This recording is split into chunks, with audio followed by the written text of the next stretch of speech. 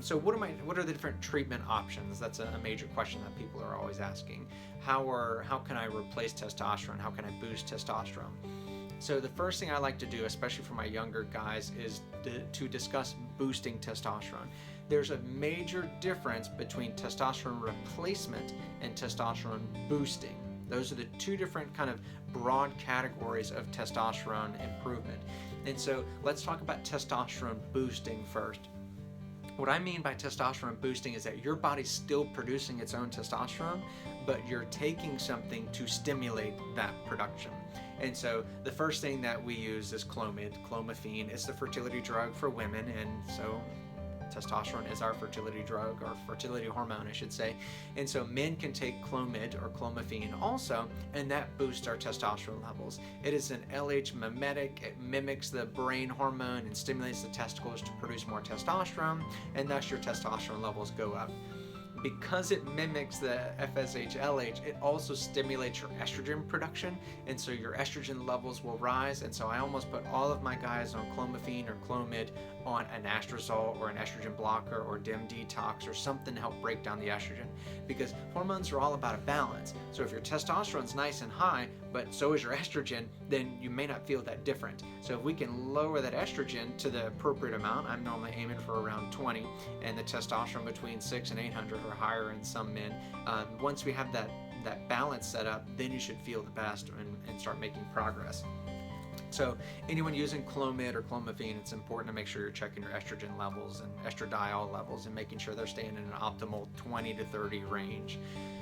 And so Clomid's a pill that's really easy to take. It's usually not very expensive at the pharmacy. Most insurance companies don't cover it, but because it's a generic pill, it's really not expensive, so you can pay cash for it.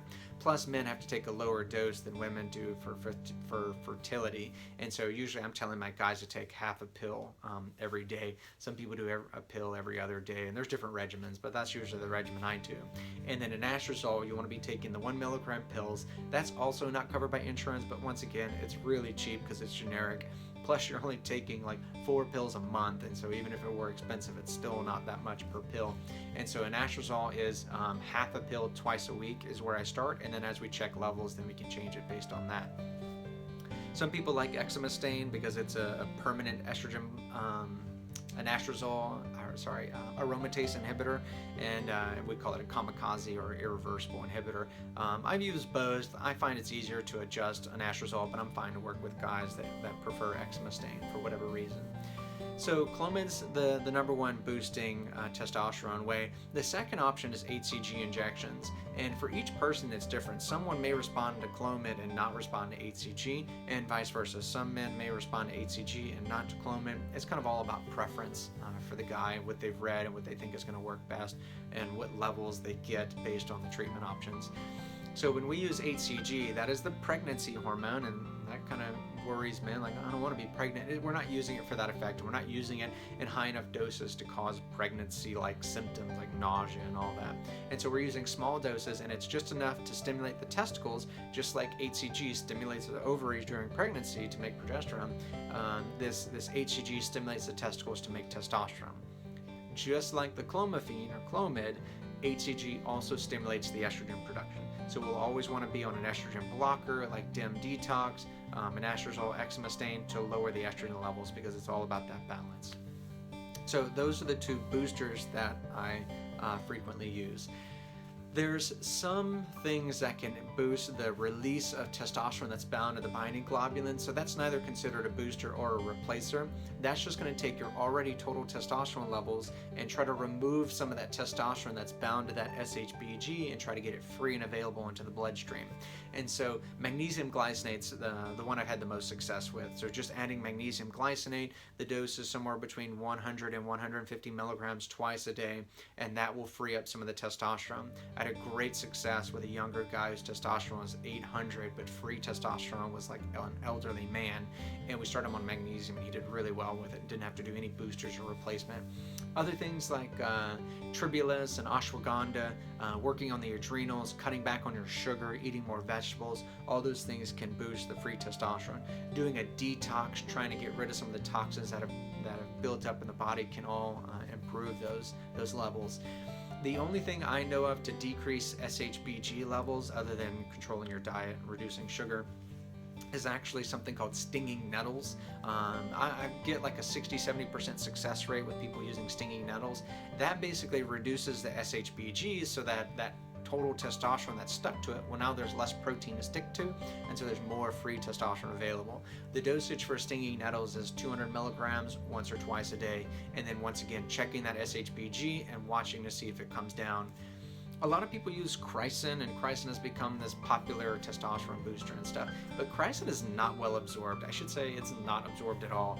In a test tube, Chrysin works well for testosterone, but you can smear it on your skin, you can swallow it, you can do a suppository, but Chrysin is not absorbed at all for humans.